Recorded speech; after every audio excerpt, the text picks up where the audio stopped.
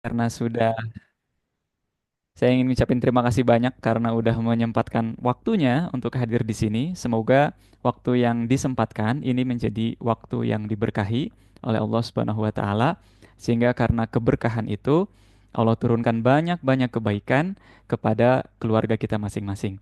Baik itu yang sedang menikah, sedang akan menikah, ataupun yang saat ini sudah berumah tangga ya dengan pasangannya masing-masing. Semoga 1 jam, 2 jam yang disempatkan di pagi hari ini menjadi waktu yang menolong keluarga kita masing-masing, apapun permasalahannya. Amin. Ya Robbal Alamin. Baik, saya akan mulai ya. Ya Bunda kakak-kakak sekalian. Tarik napas dulu yuk yang panjang. Buang perlahan. Oke, hadir di sini ya. Lebih tenang. Baik. Bismillah.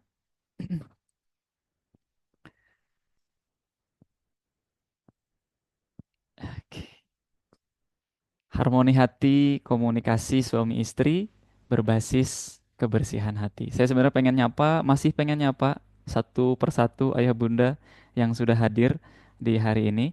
Namun semoga kita hanya punya waktu kurang lebih 60 menit ya. Bahkan materinya 40 menit, jadi nanti 15 menitnya kita gunakan untuk berdiskusi begitu. Insya Allah di sesi awal ini kita coba samakan terlebih dahulu tentang komunikasi suami istri yang berbasis pada kebersihan hati. Salam kenal, ada yang mungkin baru jumpa di Zoom ini, baru jumpa dengan saya. Salam kenal, saya Ulum Asaif. Ada 3 kota yang saat ini cukup rutin menjadi fokus perhatian saya. Yang pertama adalah kota Bandung, yang kedua adalah Subang, kemudian yang ketiga adalah Indramayu. Di Bandung, saya bersama dengan istri dan tim sekarang, tim kecil, membentuk satu platform belajar yaitu sekolah rumah tangga. Ini beberapa yang hadir di sini pun, insya Allah saya lihat ini beberapa alumni, terutama alumni offline-nya, atau juga barangkali alumni online dari beberapa programnya, ya di sekolah rumah tangga sejak tahun 2018. Dan termasuk topik hari ini pun, ini juga adalah tentang topik yang relate dengan sekolah rumah tangga. Beberapa pasangan itu hadir ya, beberapa pasangan suami istri hadir konsultasi begitu kepada kami di sekolah rumah tangga. Terutama yang paling banyak adalah memang tentang komunikasi. Kayaknya ini tuh jadi PR banget kalau udah berumah tangga tuh tentang komunikasi. Ada ekspektasi, ada harapan, tapi juga ada realita gitu ya. Jadi itu kota pertama Bandung, sekolah rumah tangga. Kota yang kedua adalah Subang karena dapat amanah dari keluarga untuk ikut sama-sama mendidik para santri di sana di Pondok Pesantren Saif Al-Ulum. Dan kota yang ketiga adalah Indramayu. Saya dapat amanah dari Babeh Jamil Az-Zaini. Insya Allah nanti Babeh Jamil juga akan memberikan materi teman-teman pembekalan untuk ayah bunda sekalian. Jadi stay di sini. Nanti ada kematerian khusus dari Babeh Jamil, guru kami, mentor kami. Beliau memberi amanah kepada saya untuk memegang cabang Stephen Genetik di Indramayu. Dan buku yang sudah saya tulis ada 5 dari 2018. Untuk topik hari ini akan lebih banyaknya di eh, saatnya ayah mendidik ya, meskipun konteks kita adalah tentang suami. Baik, kita mulai. Ayah bunda kakak sekalian, saya mau tanya nih, apakah kondisi rumah kita saat ini seperti ini, atau justru tanda-tandanya? Atau bahkan tidak, Alhamdulillah rumah saya belum seperti kondisi yang nanti akan saya sampaikan. Kalau belum, maka kita perlu untuk bersyukur dan kita perlu untuk eh, preventif ya, menjaga jangan sampai kondisi-kondisi rumah yang nanti akan saya perlihatkan ini justru akan menjadi kondisi rumahnya kakak-kakak sekalian. Ini yang kalau belum nikah berarti tolong jadikan perhatian ini ya, jangan sampai rumah kita menjadi seperti ini. Namun ini fenomenanya banyak banget. Kondisi rumah atau rumah tangga ya pada saat ini. Yang pertama adalah banyak rumah yang dijadikan oleh pasangannya, baik suami atau istrinya, itu hanya sebagai tempat tidur saja. Jadi rumah itu hanya digunakan sebagai tempat istirahat. Datang ke sana, kemudian tidur, dan ketika bangun, ia harus pergi lagi. Mungkin ada alasan-alasan yang bisa jadi baik, ya, bisa jadi alasan-alasan yang genting, darurat sehingga harus meninggalkan rumah. Namun jika kondisi rumah kita saat ini hanya menjadi sebagai tempat tidur saja, tidak ada agenda yang lain, tidak ada obrolan-obrolan, tidak ada visi, tidak ada mimpi-mimpi yang disampaikan dalam rumah itu hanya sebagai tempat tidur saja, maka ini menjadi alarm pertama nih. Ayah bunda, kakak-kakak, kalau rumah kita jadikan hanya sebagai tempat tidur saja. Yang kedua, fenomena rumah saat ini adalah hanya sebagai tempat makan saja. Pulang ke rumah untuk makan. Habis itu mungkin gabung juga jadi tempat tidur. Jadi hanya tempat tidur, tempat makan. Tempat tidur, tempat makan. Di mana? Di rumah. Atau bahkan yang ketiga, yaitu rumah hanya sebagai tempat laundry, hanya sebagai tempat cuci pakaian di rumah. Tidak lebih. Rumah nih fungsinya buat apa sih? Ya buat tidur, ya buat makan, ya buat cuci pakaian. Udah aja tiga. Di dalamnya nggak ada sesuatu yang bikin kita jadi kangen gitu sama rumah. Nggak ada sesuatu yang bikin kita jadi pengen pulang lagi ke rumah lagi, ngobrolin sesuatu yang kita bisa enjoy, kita bisa menikmati, kita bisa hidup, kita bisa ngerasa disitulah justru awal dari diri kita tuh awal dari kedewasaan kan pernikahan itu adalah gerbang yang membuat kita dewasa ya. Nah, banyak ya fenomenanya saat ini rumah itu tidak lebih hanya sebagai tempat tidur aja, tempat makan aja, tempat nyuci pakaian aja, laundry, restoran, hotel. Nah, kalau kondisinya sudah seperti ini perlu menjadi apa? Lampu kuning ya, kewaspadaan. Rumah itu bisa kita jadikan lebih daripada hanya sekedar tempat-tempat ini. Ya bunda kakak-kakak sekalian. Bahkan kalau saya sering sampaikan ke teman-teman alumni ya di sekolah rumah tangga, cobalah untuk menjadikan rumah itu seluas dunia. Jadi dunia itu bukan yang ada di luar rumah, tapi justru di dalam rumah ini seluas dunia bisa kita tampung ke dalam rumah ini. Nah, maka bukan berarti semua wilayah dimasukkan ke dalam rumah gitu ya. Tapi soal kelapangan hati kita, kelapangan perasaan kita berada di dalam rumah itu menentukan apakah kita ini merasa sempit atau justru merasa lapang ketika berada di dalam rumah. Nah, apa sih yang membedakan, apa sih yang menjadi titik kritis kita ya. Kenapa rumah itu kok menjadi begini? Kenapa rumah jadi hanya tempat nginep aja, tempat makan aja, kenapa jadi tempat cuci pakaian aja? Karena satu faktor penyebabnya adalah karena di dalam rumah itu tidak ada, nah, tidak ada, ini dia ya. Kalau rumah tadi dibiarkan terus terjadi, nanti saya akan cerita kenapa terjadi kayak demikian. Ini ada data penting dulu, ayah bunda kakak-kakak ya. Kira-kira ini data tentang apa? Jika rumah yang kayak tadi dibiarkan terus terjadi, maka di tahun 2019 ada 438.013. Apa nih? Angka apa nih ya? Lalu setahun kemudian di tahun 2020 ada 290.667. Setahun berikutnya ada 447.743. Tahun 2022 ada 448.126. Dan tahun 2023 ada 408.347. Kira-kira ayah bunda, kakak-kakak, ini angka-angka tentang apa? Jika rumah yang tadi itu dibiarkan terus terjadi, ternyata muncul angka-angka ini. Ini angka-angka tentang apa ya?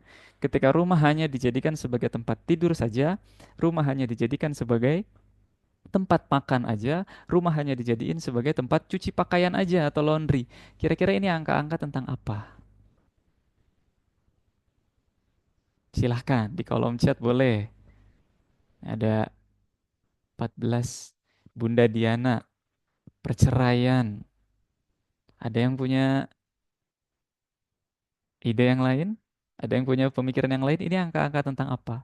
Jika rumah yang tadi kita biarkan menjadi seperti slide sebelumnya, maka yang akan terjadi adalah angka-angka ini. Jawabannya betul ya. Ini adalah angka perceraian yang ada di Indonesia menurut data Badan Pusat Statistik yang rilis tanggal 24 Februari 2024 yang lalu. Jadi, jika rumah yang tadi dibiarkan terus terjadi, kondisi rumahnya, maka inilah yang akan terjadi. Dan ketika diteliti lebih dalam lagi, ternyata yang membedakan satu rumah dengan rumah yang lain itu adalah tentang komunikasi. Ketika diperdalam lagi, ayah bunda, kakak-kakak sekalian, penyebab utama kenapa terjadi perceraian itu adalah karena masalah komunikasi. Jadi kalau di Indonesia ini Terima kasih. angkanya hampir 60% lebih akibat ya. Kenapa bisa terjadi perceraian? Nomor satunya adalah karena komunikasi. Artinya, pagi hari ini kita sedang membicarakan satu topik yang krusial banget di negeri kita, yaitu 60% dari rumah tangga itu ditentukan ya, dipertaruhkan. 60% dari rumah tangga itu dipertaruhkan apakah akan bertahan atau tidak. Yang bisa menentukannya salah satunya adalah karena komunikasi. Artinya, kondisi rumah yang tadi itu, yang hilang di rumah-rumah yang tadi itu adalah tidak adanya komunikasi. Atau bukan, tidak ada, bahkan komunikasinya tidak sesuai dengan yang disarankan oleh para ahli. Di awal sekali, saya sudah mau langsung ngasih clue aja, ngasih contoh aja.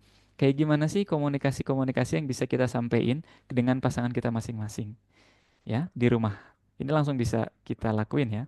Yang pertama, ini ada tiga jenis komunikasi suami istri yang kami praktekkan dan kami rekomendasikan. Yang pertama adalah pillow talk, yaitu ngobrol. Pillow itu bantal ya. Ngobrol sebelum tidur. Ini di layar saya ada Kang Imam nih, Kang Imam Fahmi. Kang Imam jangan lirik ke belakang, Kang. Kang Imam, coba buka. Kang Imam open mic-nya, Kang. Saya mau nanya nih. Dan Kang Imam nggak bisa bohong karena di belakang ada istri. Kang Imam sudah melakukan pillow talk atau belum coba? Belum, Kang. Oh, berapa tahun pernikahan, Kang? Sudah berapa tahun pernikahan? 5 tahun ya. Kok lihat ke belakang? Dengan Nah, siapa ini lima ada di tahun ini? pinggir. Ada di pinggir, Kang. Tahun berapa nikah? Ayo. Ini suami konon kabarnya kalau mengingat-ingat tanggal pernikahan agak sulit. Tahun berapa menikah? 2019. 2019. Ya, berarti ini mau tahun kelima. 5 tahun menikah sudah pernah pilotok kan? Belum pernah? Ada sih sesekali, tapi emang nggak sering banget kan. Oke, nggak sering banget. Maka di awal saya saranin lakuin ya Kang ya. Supaya rumahnya nggak cuman kayak tempat makan doang, tempat tidur doang, atau tempat cuci pakaian doang. Siap Kang Imam? Siap, insya Allah, Kang Ulum. Oke. Ini di samping istri seneng nih kayaknya nih ya. Kenapa istri seneng? Karena di dalam pillow talk itu sebelum tidur kita biasanya sudah siap-siap apa ya, mensantaikan tubuh gitu ya, menyantaikan diri, menenangkan diri. Itu yang lebih dominannya di sana adalah rasa. Sehingga karena dominannya rasa di suasana pillow talk itu yang dominannya adalah rasa, maka yang lebih suka itu biasanya istri. Ini sebenarnya di bawah ada tulisan lagi sih di bawah. Istri yang suka, terus di bawah tulisannya itu tapi nggak kelihatan tuh. Suami yang berat, tapi nggak kelihatan. Jadi pilotok itu memang suami agak berat. Tapi ini perlu ya. Ini para suami-suami yang hadir di sini ya. Silahkan untuk rutin melakukan pillow talk, obrol sebelum tidur. Ya, karena di sana istri senang. Gimana ngebukanya? Simpel aja. Obrolan pembukanya simpel aja. Manggilnya biasanya apa? Dek ya, atau kalau di Sunda Neng atau ayangku ya, bubu, mama ya. Sapa dulu dengan sapaan terbaik, kemudian tanya gimana hari ini ya. Ada kejadian apa aja ya. Ada habis sebutin ada kejadian apa aja nanti tuh cerita tuh. Kadang suami itu cuma satu kalimat doang, gimana hari ini? Ada kejadian apa? Habis itu semuanya adalah istri ya yang berbicara. Kita dengerin, habis dengerin dari kejadian kemudian tangkap rasa karena di sini momennya memang dominan rasa. Tangkap rasa, istri lagi ngerasain apa? Kecewa, seneng, bahagia, marah, sedih atau apa itu ditangkap si rasa itu. Nah, maka ini yang pertama ya, supaya rumah enggak kayak tadi, nggak cuman tempat tidur doang, tempat makan doang, atau tempat cuci pakaian. Jadi pillow talk. Siap praktek, Bapak-bapak? Siap ya.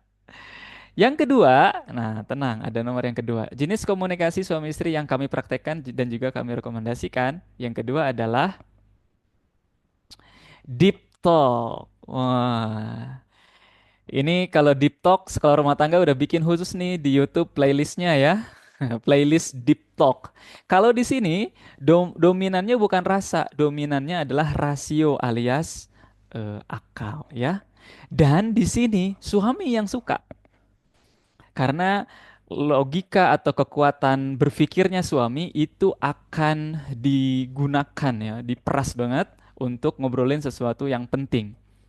Jadi ngobrolin yang penting, itu di deep talk ya. Ngobrolin yang penting itu penting. Nah, please kalau kayak gini, karena suami yang suka, istri tolong posisikan sebagai moderator ya, atau sebagai yang bertanya. Jadikan suami itu ahli ya, narasumber. Jadiin suami itu sebagai apa namanya? Konsultan Anda. Nah, Anda tuh yang konsul kepada suami di suasana deep talk ini. Jadi istri yang nanya. Walaupun saya yakin perempuan-perempuan sekarang tuh, apa sih yang nggak bisa, apa sih yang nggak tahu, keren-keren. Tapi untuk suasana deep talk, saya saranin ibu-ibu ya, walaupun tahu, dalam tanda petik pura-pura aja nggak tahu. Ya. Tanya aja sama suaminya ya. Kalau untuk persoalan ini harus gimana sih sebenarnya solusinya? Kalau untuk persoalan ini harus gimana sih sebenarnya jalan keluarnya? Suami ditanya begitu happy banget. Betul nggak? Kalau ada masalah, konsulnya ke suami. Suami tuh happy di situ.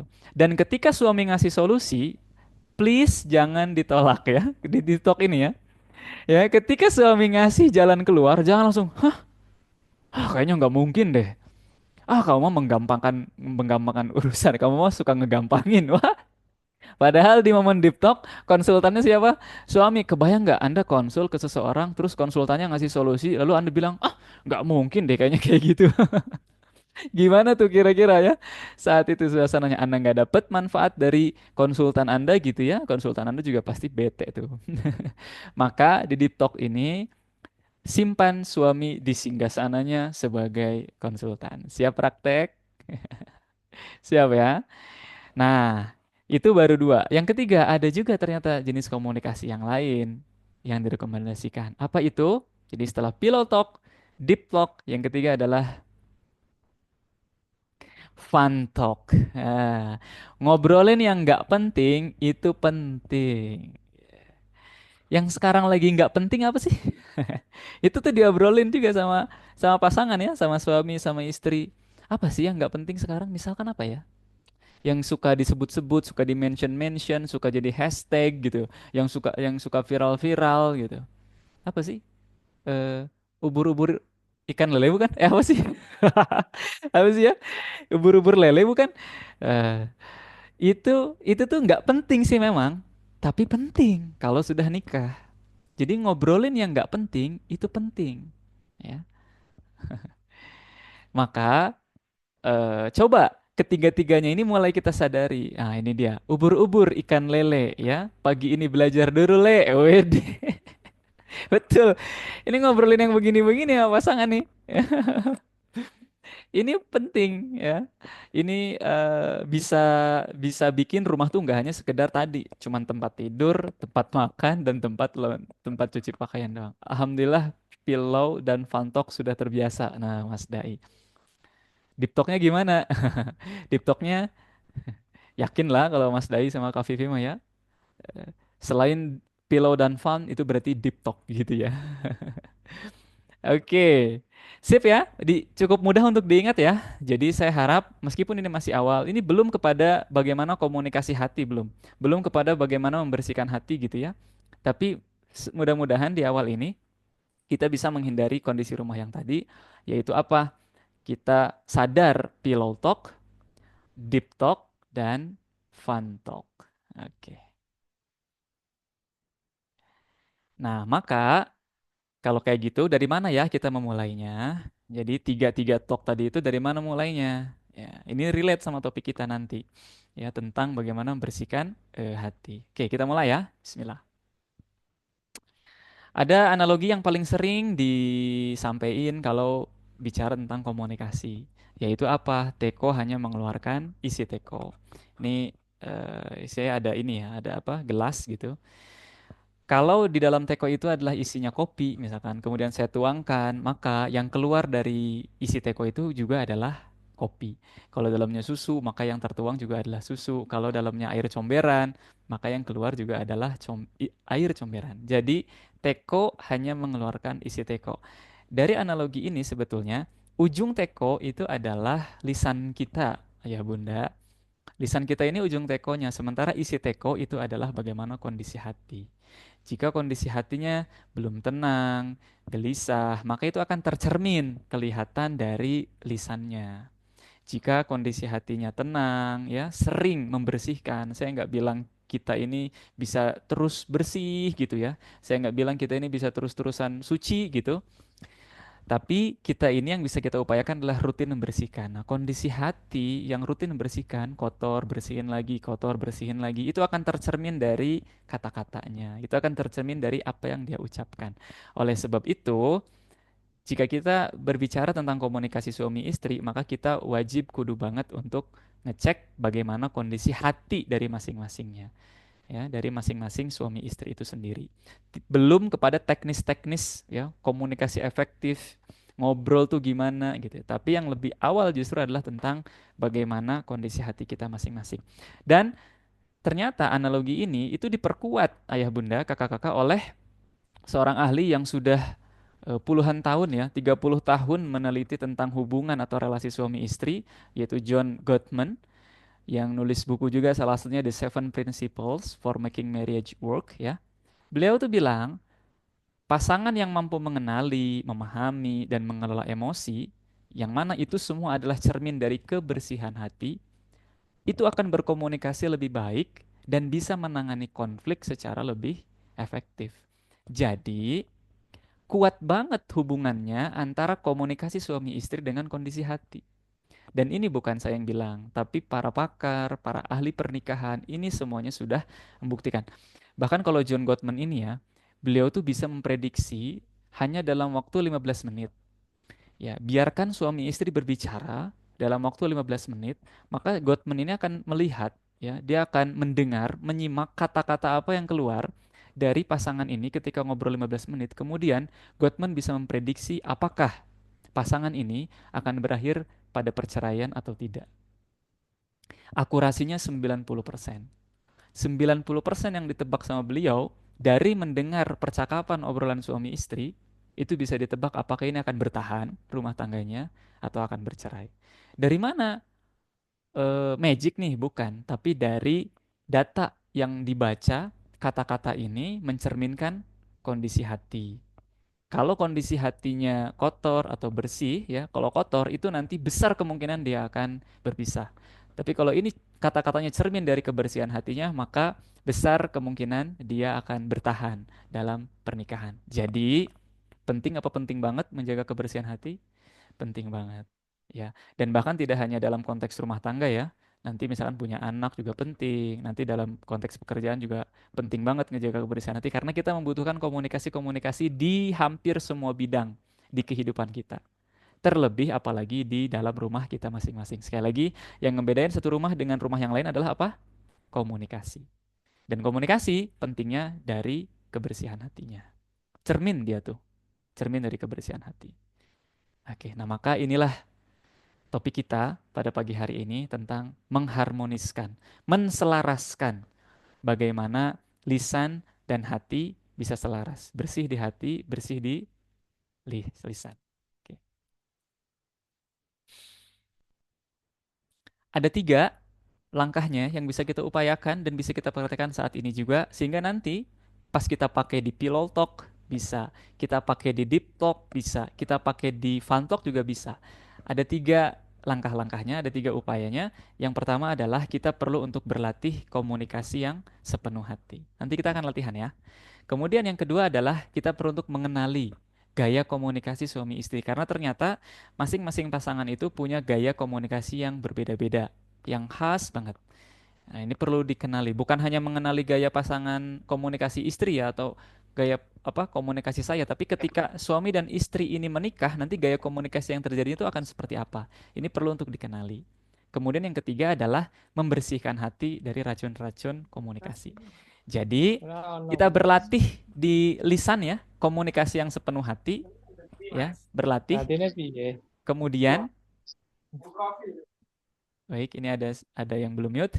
Kemudian yang kedua adalah kita coba untuk mengenali ini lebih di rasio begitu ya, di akal kita, mengenali bagaimana gaya komunikasi. Jadi kalau nomor satu ini lisan dominannya, nomor dua ini di akal ya, di pikiran, kemudian yang ketiga ini di Yang hati. kate mudeng. Oke. Saya tidak bisa ini ya, nggak bisa nge-mute. Boleh yang masuk kemudian belum di-mute, ini ada Bu Yantina. Bu Yantina boleh di-mute Bu Yantina. Zoom-nya. Iya, terima kasih. Jadi nomor satu kok di lisan ya dominannya ada Mbak Andinda ngeresum. Yang nomor dua akal dan yang ketiga itu lebih di hatinya. Baik, kita masuk satu persatu ya agar kita menemukan keselarasan harmoni hati ini. Yang pertama, latihan yuk komunikasi yang sepenuh hati. Gimana caranya komunikasi yang sepenuh hati? Perlu diperhatikan tiga kondisi waktu. Sebelum ngobrol sama pasangan, saat ngobrol sama pasangan, dan setelah ngobrol dengan pasangan. Ini ketiga-tiganya, tiga momen ini perlu kita tempuh dengan sepenuh hati. Gimana caranya? Lebih detailnya lagi kayak gimana? Yang pertama, sebelum ngobrol, coba dapetin dulu satu kondisi yang namanya here and now. Here now tuh hadir di sini saat ini. Nggak dulu pikiran kita pergi kemana-mana. Saya sering sebutnya ini going offline ya. Kita tuh mode offline dulu. Karena biasanya yang online-online itu biasanya bikin kita jadi sulit untuk here and now. Ada di kondisi saat ini di sini. Atau dalam istilah yang lain ini sering disebutnya adalah mindful. Jadi kita mindful dulu sebelum mulai ngobrolnya. Ya, kita sadar dulu, aku lagi di sini leh, lagi nggak banyak ke distract. Kalau ada yang urusan yang lain diselesain dulu, karena ini saya mau ngobrol. Lalu yang kedua adalah empati, masih di sebelum komunikasi ya, sebelum ngobrol. Empati itu gimana maksudnya? Coba kalau saya ada di posisi dia, kalau saya ada di posisi suami atau saya ada di posisi istri, kenapa ya? Gitu, ya. Kenapa dia melakukan itu? Misalkan ada tindakan atau ada perbuatan-perbuatan yang, aduh ini kayaknya harus ngobrol deh sama dia, ya. Nggak bisa deh kayaknya kayak gini terus, gitu. Nah, sebelum ngobrolnya, kita ada di posisi ini dulu. Hadir, kemudian coba ada di posisi dia. Ya, berlatih untuk berempati. Kayak gitu. Gimana caranya supaya bisa here and now? Paling mudah adalah, saya langsung kasih tipsnya aja. Here and now itu paling mudah adalah sadar nafas. Sadar nafas, sadar ketika narik, sadar ketika buang. Udah tuh, teman-teman lagi ada tuh di kondisi here and now. Nah, kemudian kalau empati itu memang kita perlu untuk nge-switch ya, memindahkan. Kalau saya jadi dia, kenapa sih melakukan itu? Gitu. Apa kira-kira intensi atau niat atau apa kira-kira maksud dia sehingga dia berbuat seperti itu gitu. Nah, ini perlu kita tempuh sebelum kita mulai ngobrol sama pasangan. Yang kedua adalah saat berkomunikasinya, saat ngobrolnya, clear and clarify. Maksudnya clear itu apa? Tolong sampaikan dengan jelas inti pesannya apa. Ya, walaupun mungkin tipe-tipe di antara kita ada yang lebih banyaknya ada bumbunya dulu ya, ada storynya dulu, harus secara kronologis. Tapi inti yang mau disampaikannya itu apa? Ini perlu untuk disampaikan. Jadi kayak gini contohnya. Jadi intinya yang mau saya sampaikan itu sebenarnya ini ya. Misalkan tadi soal pillow talk, aku tuh pengen tiap malam tuh kita ngobrol sebelum tidur. Nah, itu inti pesan itu harus keluar. Jangan cuman kode-kode doang misalkan, tahu nggak tadi tadi pagi ikut ini Zoom-nya Kang Ulum, terus katanya rumah tangga tuh penting loh pillow talk, ngobrol sebelum tidur. Udah aja kayak gitu. penting loh ngobrol sebelum tidur tuh. Tapi tidak ada inti pesan yang disampaikannya, nggak clear. Nah, maka ini perlu disampaikan. Yuk, saya mau ngobrol sebelum tidur gitu. Itu perlu untuk disampaikan clear. Nah, clarify maksudnya adalah kalau ini kita sebagai pendengar, kita clarify dulu sebelum. Kan suka ngobrol tuh kan suka gantian ya, suami istri, tapi rata-rata yang terjadi tuh suami dengan pikirannya, istri juga dengan pikirannya, jadi nggak nyambung gitu. Suami dengan pendapatnya, istri juga dengan pendapatnya, nggak nyambung. Nah, supaya nyambung, sebelum giliran kita sampein apa yang mau saya sampein gitu ya, apa yang mau kita sampein, clarify dulu. Oh, jadi maksud kamu tuh gini ya, gitu dulu. Jadi kan tadi istri bicara nih. Nah, kita clarify dulu. Oh, maksud kamu ini bukan gitu. Maksud kamu ini ya, betul ya. Nah, udah dapet, baru tuh kita sampein maksud kita apa. Jadi ini 2C ya, clear and clarify. Kemudian saat setelah berkomunikasinya, setelah ngobrolnya, ngobrol pentingnya, sampein love and gratitude. Sampein kata-kata cinta dan terima kasih. Makasih ya udah mau ngobrol gitu. Saya jadi makin sayang, saya jadi makin cinta gitu lah. Itu tuh harus disampaikan, ya. Jangan kalah sama anak muda yang belum nikah ya. Dalam soal love and gratitude lah. Kita udah halal, malah love and gratitude-nya hemat banget. Kalau yang belum halal malah boros gitu love and gratitude-nya. Kebalik. Mestinya kita yang udah halal justru boros tuh ya love and gratitude-nya. Kang siapa ya? Saya mau nyapa nih yang on camera ada lagi nggak ya? Wah pada nutup nih. Oke, love and gratitude ya. Jadi sebelum ngobrol, mindful dulu. Saat ngobrol, jelas. Kemudian clarify, bener nggak yang ini. Kemudian yang ketiga adalah kasih pujian, love and gratitude. Oke, itu langkah pertama saat di harmoni hati ya. Berlatih komunikasi sepenuh hati. Kita masuk langkah yang kedua ya, yaitu apa? Yang pertama tadi kan di lisan, yang kedua ini lebih banyaknya di akal, kenali gaya komunikasi suami istri. Gimana maksudnya? Gini, dalam perspektif ya, kita ini jadi kenalan, siapa sih saya, siapa sih pasangan saya, dia tuh tipe apa sih, kayak gimana sih kepribadiannya, kayak gimana sih karakternya, kayak gitu. Ini penting. Karena karakter itu mempengaruhi ternyata kepada gaya komunikasi. Ada sesuatu yang mempengaruhi itu.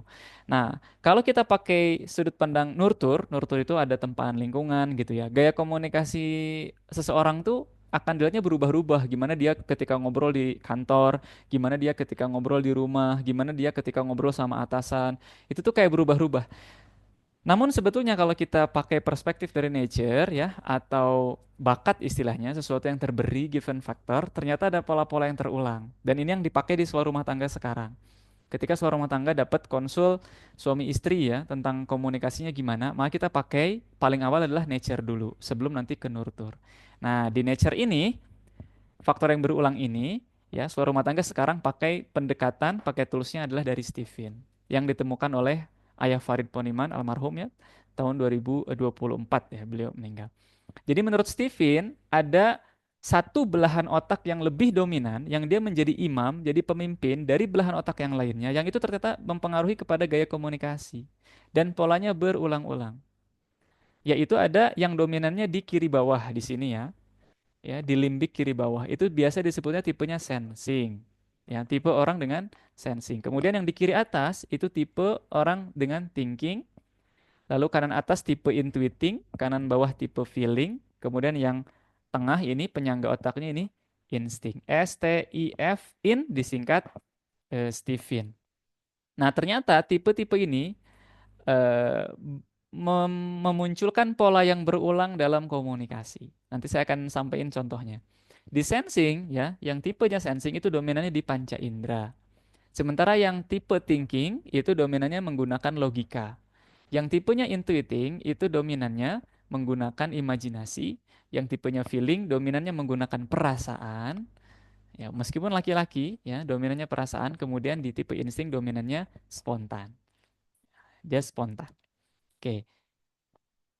Maka saat laki dan perempuan menikah ya di Stephen muncullah ada 25 kombinasi pasangan suami istri berdasarkan belahan otak dominannya masing-masing. Jadi ada 25 kombinasi yang ini bisa dipetakan, bisa dijelaskan, bisa direkomendasikan bagaimana pola yang terjadi dalam komunikasinya. Kadang kita tuh bingung ya.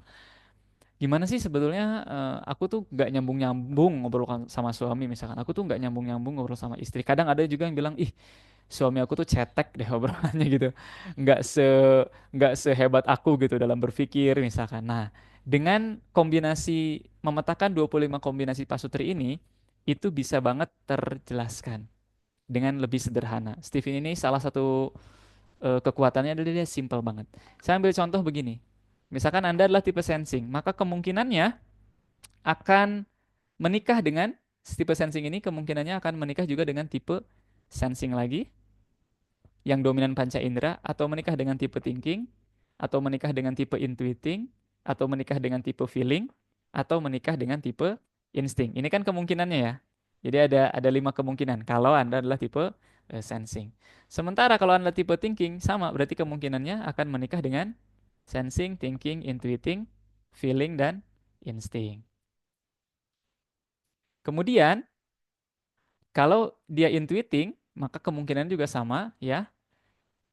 5 juga kemungkinannya. Feeling juga sama, kemungkinan menikahnya dengan 5 tipe dan insting juga sama. Kemungkinan menikahnya dengan 5 ini. Artinya, Stephen punya 25 kombinasi pasangan suami istri.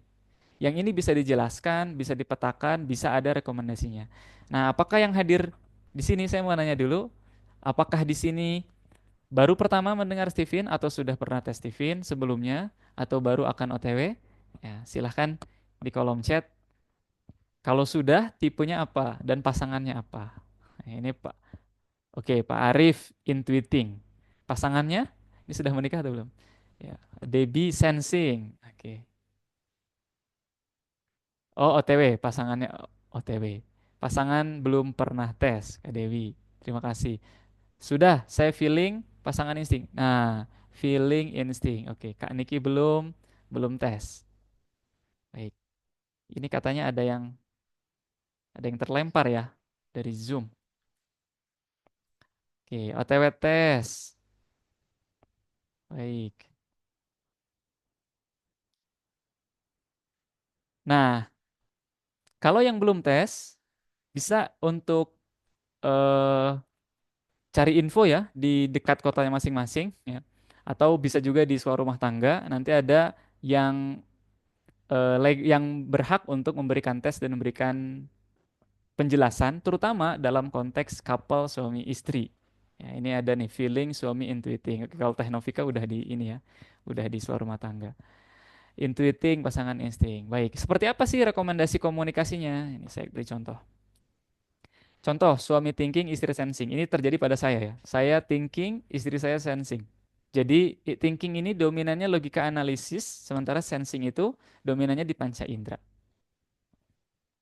Suami T yang thinking itu dia akan mengandalkan logika, akan berdasar pada fakta, data, cenderung fokus pada masa kini, kemudian dia menyukai keteraturan. Sementara yang istri tipe sensing, dia akan berdasarkan pada fakta yang pernah terjadi, cenderung fokus pada masa lalu, dan menyukai urutan. Kedua-duanya sama-sama dominan belahan otak kiri. Sehingga yang direkomendasikan, kalau suaminya thinking dan istrinya sensing, untuk ngobrol yang direkomendasikan adalah sepakati aturan bersama. Bicara perlu tegas, jelas, nggak perlu banyak bertele-tele, apalagi bikin alasan yang nggak masuk akal. Kalau salah bilang salah, kalau benar bilang benar. Ini saya sama istri begini. Jadi di antara yang tadi, clear and clarify itu paling sering dijadiin bahan obrolan. Karena itu penting untuk bisa clear, tidak banyak bumbu-bumbu ya. Selalu menjaga kepercayaan dengan mengutamakan konfirmasi untuk memberikan kejelasan. Jangan melakukan keputusan sendiri karena seolah menyalahi aturan yang disepakati bersama. Ini kalau terjadi pada istri sensing, kemudian suami thinking. Oke. Lalu bagaimana dengan yang lain? Nah, suami insting, istri intuiting. Ada nggak yang begini, yang udah tes? Suaminya insting, istrinya intuiting. Ada nggak?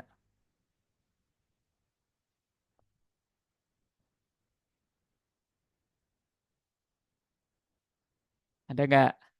Saya, oh ada yang ini ya. Istri intuiting, suami sensing. Oke. Suami yang insting, simple, spontan, bicaranya lugas, apa adanya, senang sama kata-kata yang nggak punya arti ganda. Itu the point aja deh pokoknya ya. Nah, tapi yang intuiting ya bicaranya pakai analogi, metafora, seringkali bicara nggak sesuai dengan makna sebenarnya, gitu nggak. Menjawab pertanyaan pun cenderung akan berputar kemana-mana sebelum sampai kepada tujuannya. Nah, ini pemetaan karakternya dulu. Sehingga karena karakternya seperti ini, komunikasi yang direkomendasikannya adalah suami insting, istri intuiting, ini dia. Sebaiknya sering-sering ngobrolin menemukan insight, hikmah ya, supaya nyambung. Kalau udah ngomongin tentang apa sih hikmah dari peristiwa ini gitu. Kalau ngobrolnya bukan tentang hal yang itu, maka istri cenderung mematahkan kata-kata suami insting yang cetek dalam tanda petik ya, kurang berkualitas sesuai standar intuiting. Akibatnya suami insting jadi tersinggung dan muncullah sisi buasnya. Gitu ya. Jadi ini rekomendasi komunikasi karena kita kenal gitu. Dia tipe begitu. Akhirnya saya pun ngobrolnya begini. Kalau tadi S dan T to the point aja. Jangan bertele-tele, sepakati kesepakatan bersama. Kalau ini in dan intuiting, temuin insight, temuin hikmah. Nah, contoh ketiga, gimana kalau suaminya feeling, istrinya feeling sama-sama feeling nih? Jadi sama-sama dominan perasaan. Pasangan suami istri sesama tipe feeling sama-sama moody saat sedang dimabuk cinta, dunia serasa milik berdua. Wah, apapun bisa dikorbankan untuk dia. Ya. Ada nggak yang sekarang hadir dua-duanya feeling? Namun saat hati terganggu bisa benci setengah mati sama pasangannya. Antara cinta dan benci saling bertabrakan, memunculkan api bahkan ledakan besar yang menghancurkan. Kalau dua-duanya feeling nih, api dan api ya, makin kebakar. Sehingga yang direkomendasiin kalau sesama feeling adalah ngobrolnya, komunikasi mesti dibangun dengan mengandalkan perasaan terdalam. Cinta yang saling membangun, bukan meruntuhkan. Mau untuk mengerti, saling empati dan simpati. Jadi yang diobrolnya itu soal-soal hati gitu, soal-soal perasaan atau soal orang yang diobrolinnya tuh. Senantiasa jaga hati agar tak terucap kata-kata yang mengganggu perasaannya pasangan. Ini kalau dua-duanya feeling, ya, sering-sering ngobrolnya tentang ini, tentang orang, tentang relasi, ya. Oke. Nah, tadi ada yang nanya gimana nih tes sekalian. Saya kasih infonya. Kalau mau konsultasi, komunikasi suami istri, langsung scan aja di sini ya. Atau di website nih, suarumahtangga.com. Nanti ada admin yang ngarahin ke sana. Bukan bukan hanya tes, tapi bahkan sampai kepada konsultasi suami istrinya. Jauh luar pulau, nanti kita bisa konsultasinya via online. Untuk tesnya nanti bisa dibantu dengan petugas terdekat ya, petugas Tivin terdekat yang ada di area teman-teman. Kayak gitu. Oke, scan udah. Kita masuk ke yang ketiga ya. Membersihkan hati dari racun komunikasi. Ini menjadi topik kita, langkah kita yang terakhir untuk menemukan keharmonisan. Jadi yang pertama tadi saya review dulu. Yang pertama adalah penting untuk bisa fokus ini ya, apa namanya, lisan kita nih sebelum komunikasi, saat komunikasi dan setelah komunikasinya. Lalu yang kedua, penting untuk memahami karakter dari pasangan ya. Saya tipe apa, dia tipe apa, kemudian nanti rekomendasi komunikasinya seperti apa, kayak gitu. Nah, yang ketiga kita masuk ke dalam hati kita. Karena sebetulnya komunikasi itu adalah cerminan dari kondisi hati. Menurut John Gottman, tokoh yang tadi yang saya sebut, yang dia bisa memprediksi ini pasangan apakah akan bercerai atau tidak, ya. Dalam waktu ngobrol 15 menit udah bisa ketebak ini bakal cerai atau enggak. Kata beliau, ada komunikasi-komunikasi yang beracun, ya, yang terjadi pada suami istri yang ini 90% membawa kepada perceraian. Dan di sekolah rumah tangga ini sekarang lagi awal-awal tahun ini lagi banyak ya, lagi cukup banyak yang konsul tentang ini ya. Dapat dapat ucapan-ucapan yang eh, menyakitkan dari pasangannya. Yang pertama, criticism. Apa maksudnya mengkritik? Jadi pasangannya tuh dikritik. Ah, eh, kamu mah suka apa? Kamu mah pelupa. Kemarin aja janjinya gitu. Sekarang jadi enggak. Jadi ini mengkritik karakternya ya, mengkritik kelemahannya. Katanya janji mau ngajakin mau nganter, tapi kok malah enggak. Gak cuman gitu, tapi bahkan dikritik. Kamu pelupa, tukang bohong, kayak gitu. dan bahkan dibilangnya ya kelemahan-kelemahannya, karakter-karakter lemahnya dari pasangan tuh disebutin gitu. Ini komunikasi yang bisa membawa kepada perceraian. Yang kedua adalah kontem. Kontemnya apa? Menghina. Menghina. Kamu tuh ya, maaf ini ya. Ada yang menghina fisik. Kamu tuh ya coba deh diet. Atau kamu tuh ya coba deh tambah massa ototnya biar nggak kurus. Ini sampai kepada ini ya, fisik gitu. Menghina fisik gitu. Kontem ini. Dan ini menurut Gottman ini adalah komunikasi yang bisa membawa kepada perceraian. Kecuali lagi fun talk ya. Fun talk itu kan gitu bisa tuh apa cubit-cubit gitu ya.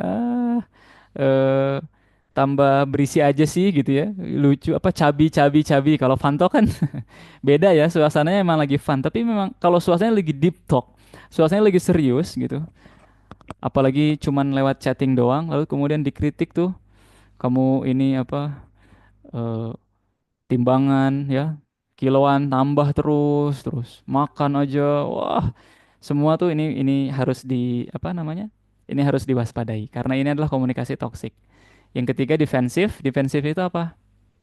Nggak mau disalahin, pokoknya saya benar, kamu aja yang salah. Kamu juga salah, enggak, aku benar, kamu yang salah, kamu salah, itu defensif. Yang keempat adalah stonewalling. Stonewalling ini apa? Stonewalling ini adalah menghindar. Menghindar. Jadi setiap ada masalah ngehindar, setiap ada masalah ngehindar, kabur. Ya, ngambek sama pasangan, kabur keluar rumah, terus balik lagi seolah-olah tidak ada masalah tadi gitu ya, hahaha, ngobrol-ngobrol lagi gitu. Padahal sebenarnya masih ada tuh ganjelan kayak tadi tuh ya. Sebenarnya masih belum selesai. Loh kok dia udah ketawa-ketawa lagi sih padahal yang tadi belum beres. Nah, kita harus hindari ini ya. Mudahnya begini. Dikritik dia defensif, dihina dia menghindar. Jadi hindari kata-kata yang ngekritik, hindari kata-kata yang defensif. Defensif itu apa? Nggak salah, aku nggak salah ya. Kamu yang salah, kamu yang salah. Nah itu dihindari yang kayak gitu. Kemudian menghina-hina ya, hina fisik ya, hina keluarga tuh, bahkan keluarga kamu tuh minta aja misalkan. Keluarga kamu tuh nggak bener apa ngasih makanannya. Wah, itu menghina-hina bahkan keluarga besar. Kemudian yang terakhir menghindar tapi tidak menyelesaikan masalah. Ya kadang laki-laki ada yang pas panas gitu dia harus keluar dulu gitu ya, menenangkan dirinya, menenangkan pikirannya, mungkin ke masjid ya, mungkin kemana gitu. Tapi pas pulang ke rumah diselesain gitu si persoalan tadi. Jangan yang seolah-olah tidak ada pertengkaran, diselesain. Ayo kita obrolin, ayo kita selesain. Nah itu yang direkomendasiin. Jangan menghindar kemudian dibiarin gitu aja karena emosi akan menumpuk. Jadi ini empat komunikasi beracun ya. Dikritik, defensif, ya nggak mau ngaku salah, dihina, kemudian menghindar. Oleh sebab itu, kita perlu untuk membersihkan hati. Nah, inilah di sinilah ya langkah kita sebetulnya di sini. Rutin-rutin ngebersihin hati supaya yang keluarnya bukan komunikasi yang toksik kayak tadi. Gimana caranya ngebersihin hati itu? Ada banyak metodenya, tapi yang paling cukup sering direkomendasiin saya di offline atau di online itu ada metode yang namanya unsend letter. Apa katanya? Unsend letter. Dan kita akan praktek sekarang di Zoom ini ya.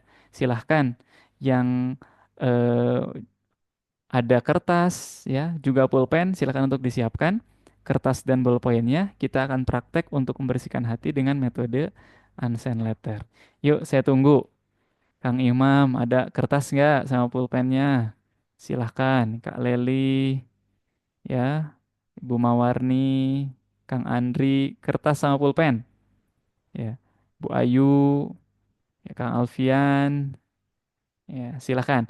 Kertas dan pulpennya. Kalau udah ready, boleh jempolnya, iya, di ditunjukkan ya jempolnya. Jadi kita akan coba praktik ke sini.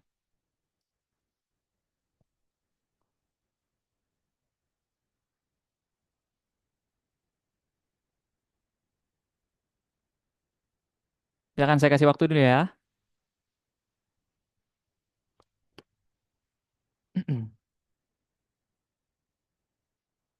Kertas dan ballpoint ya.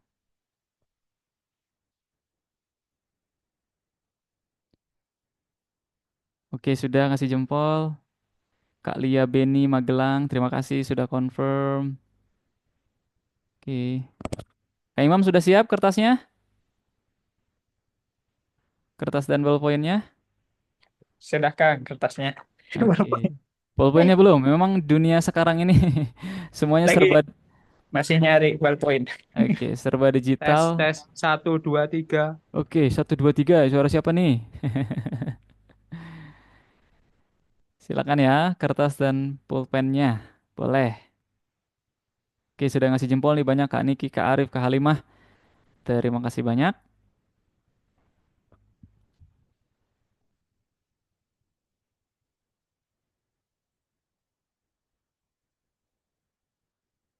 Ketika menuliskan answer letter ini, teman-teman silakan untuk fokus tadi ya dan ikuti instruksinya. Yang pertama, pilih satu kejadian yang pernah terjadi dan itu nggak nyaman, dirasa di hati nggak nyaman. Terutama kejadian itu ada hubungannya dengan pasangan. Jadi Anda pernah nggak nyaman apa ke pasangan? Kalau yang belum nikah gimana? Pilih satu kejadian manapun yang nggak nyaman. Jadi kata kuncinya nggak nyaman. Ada satu kejadian yang nggak nyaman yang terjadi dengan pasangan. Diingat dulu. Jadi yang kalau yang sekarang sebelahan sama pasangannya nih, jangan contekan ya. Biarkan pasangan Anda tidak melihat itu isi tulisannya. Oke. Ada kejadian yang mana yang bikin nggak nyaman?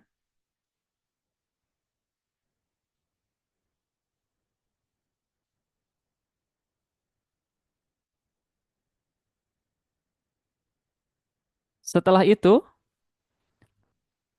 tuliskan yang nggak nyaman itu di kertas tadi. Setelah diingat tadi tulisin.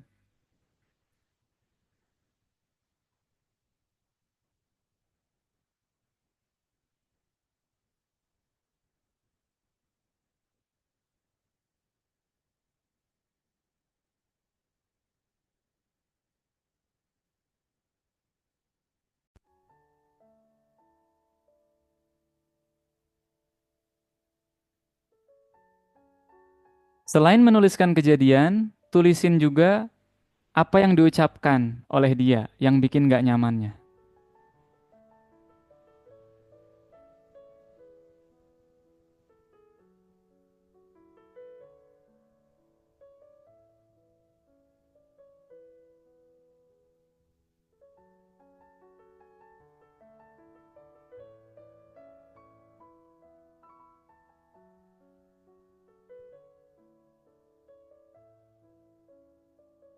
Apa yang diucapkan sama pasangan Anda?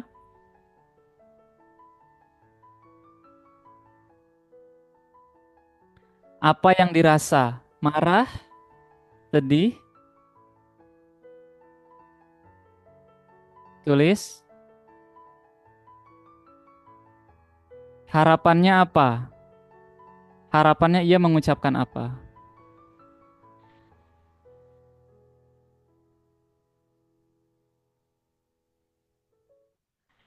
Ini saya sudah dapat info, waktunya hanya tinggal 1 menit lagi.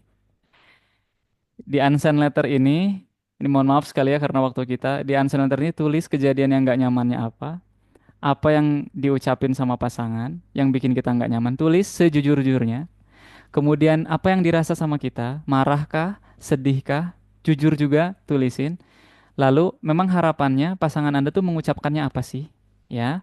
Lalu setelah itu, setelah dituliskan semuanya, lalu nanti sobek-sobek kertasnya. Jadi bukan disampaikan sama pasangan ya, tapi dicobek-sobek kertasnya bahwa tujuannya itu adalah memang untuk ngerilis atau membersihkan si kotoran itu supaya dia nggak menempel di dalam hati kita atau dalam perasaan kita. Ini mohon maaf sekali, waktunya ternyata sudah cukup habis. Mudah-mudahan ayah bunda kakak-kakak itu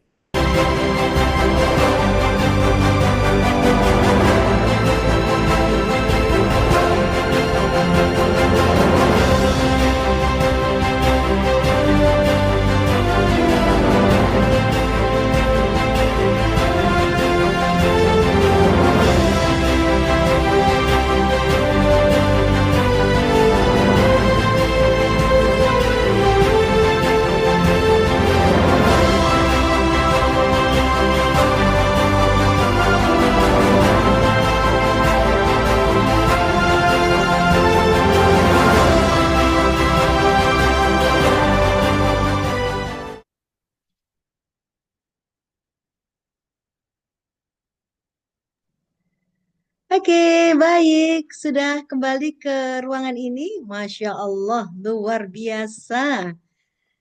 Wow, apakah aman semuanya dari room sudah kembali semuanya? Kapan Kak Pusna? Aman, Masya Allah. Kak Alfian. Kak Alfian tadi mengikuti materi dari Kak Elvi ya. Iya Gimana benar. rasanya? Gimana rasanya di BOR 9 tadi? Wah, ini rasanya kayaknya kita makin smart gitu ya. Ya. Karena tadi kan ada langkah-langkahnya tentang smart juga. Jadi kita jadinya Mhm. perawat-perawat smart semua nih jadinya Bu Funza. Oh. Husna. Manfaat banget ya. Ya luar biasa manfaatnya karena kita sama-sama. Kebetulan saya juga bekerja di rumah sakit, jadi Oh. semakin updating ilmu lah terkait bagaimana Mhm. caranya meningkatkan komunikasi ya zero miscommunication yang diterapkan di rumah sakit nantinya. Wow, Masya Allah, keren sekali. Terima kasih Kak Alfian. Oke, Sama-sama. terima kasih. Kak Alfian, saya sekarang mau ketemu sama Kak Ainil. Kak Ainil ini tadi belajar bareng dengan Kak Yu tentang from good to great teacher transformation. Gimana Kak Ainil rasanya ketika mengikuti materi dari Kak Yu? Saya pengen, poin paling jelek gitu, poin yang paling diingat, paling jelek dari materi Kak Yu tadi apa? Kak Ainil, gimana nih Kak Ainil? Tadi ada loh, boleh? Oke, Kak Ainil menghilang. Hai, ada? Oke, kalau tidak berarti saya akan bertanya ke Kak Mutiara Lubis aja. Nah, Kak Mutiara, tadi belajar ya bagaimana menjadi guru yang hebat ya. From good to great teacher. Wow. Iya, Mhm. iya, iya Bu. Materi yang paling paling jelek dan akan diingat apa? Eh, di dalam materi itu Bu Yo menyampaikan bahwa ada perbedaan dari fixed mindset dengan growth mindset. Mhm. Jadi dari perbedaan itu ya otomatis kita menginginkan kita berada di growth mindset. Mhm. Yang dimana untuk bisa mengembangkan growth mindset ini kita apa namanya kita harus kenal dengan diri kita sendiri, yaitu mindset kita sendiri. Ya bisa dites dengan tes Stephen namanya Bu. Hmm. Oke. Nah, jadi tadi saya bertanya sama Bu Yo, Bu, saya kemarin ada ditawarin sama kawan dengan tes Stephen, tapi biayanya kalau menurut saya mahal, jadi terkendala Bu. Jadi saran Oh, saya, jadi saran saya gini Bu, kami dikasih pelatihan lah Bu untuk bisa menjadi apa namanya kita yang bisa yang membuka tesnya itu gitu. Umpamanya kami dari promotor. daerah, Promotor iya, Stephen. Ya, iya. Nah, bisa, tolong Bu, bisa. kalau kalau bisa itu kami dapatkan, kami siap Bu untuk mengikutinya. Saya bilang tadi Bu. Mhm. Ada. Nanti ada pelatihan untuk menjadi promotor Stephen. Itu kalau kita sebut pakai WSL 2. Ya, jadi Nah, ada WSL 1, WSL 2 workshop itu nanti baru jadi promotor. Oke, nanti iya, tanya ke Kak Iyo ya, bagaimana caranya tuh jadi promotor Stephen ya. iya baik Bu. Oke, baik. Terima kasih Bu Mutiara. Sip. Oke. Nah, saya akan tanya satu lagi nih. Saya akan tanya satu lagi. Oh, yang on cam nih yang ditanya ini. Ya, yang saya tanyakan yang on cam. Ini saya cari-cari yang on cam nih. Berburu yang on cam. Kak Murniati dari Sukoharjo. Oke. Kak Murniati dari Sukoharjo. Iya, tadi belajar dari Kak Ulum ya. Dari Kang Ulum ya. Tentang harmoni hati, komunikasi suami istri berbasis kebersihan hati ya. Oh, belum di open mic-nya. Di open dulu mic-nya. Deng dong. Wah, bisa mengikuti materinya bareng-bareng loh. Keren banget loh, Bu Murniati dari Sukoharjo. Tapi sayangnya belum di open mic-nya. Mic-nya di on kan. Oke, mic-nya belum di on kan. Baik. Kalau begitu coba saya tanya untuk yang sama-sama nih. Belajar dari Kang Ulum nih. Kak Siti. Kak Siti tadi belajar dari Kang Ulum. Kak Siti Humairo di Jaksel. Kak Siti, oke. Kak Siti, belajar tentang bagaimana komunikasi suami istri nih. Adakah sesuatu yang bikin jelek yang mulai saat ini dan seterusnya akan kita lakukan? Eh, iya, tadi ada sih yang apa ya, hal yang mengesankan gitu ya dari yang saya ikuti dari kelas Kang Om tadi. eh, itu adalah ketika kami pada sesi akhir itu disuruh untuk mempraktikkan gitu ya bagaimana caranya untuk unsend letter. Unsend letter itu jadi kita disuruh untuk ini Bu, mengingat-ingat gitu apa saja hal-hal yang pengalaman yang pernah ataupun komunikasi gitu ya, komunikasi yang pernah menurut kita menyakitkan gitu dari pasangan kita. Nah, saya kebetulan belum punya pasangan ya Bu ya, tapi yang saya praktikkan saat itu adalah eh, komunikasi saya dengan kakak saya gitu, apa yang pernah menyakitkan, lalu saat itu kejadiannya apa yang terasa menyakitkan, dan saya itu berharapnya ke saya bagaimana gitu. Nah, setelah itu yang di luar ekspektasi gitu, yang menakjubkan adalah saya disuruh untuk merobek kertas itu gitu.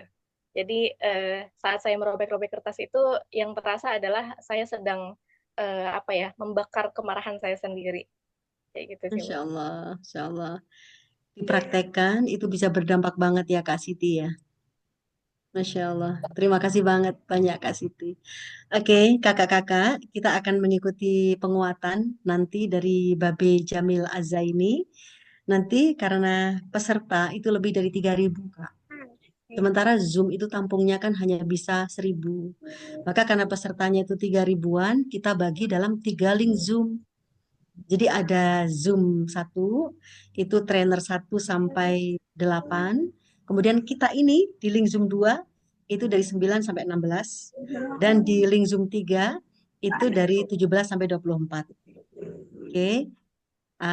Kita akan mengikuti penguatan dari Babe Jamil Azaini nanti di link Zoom 1.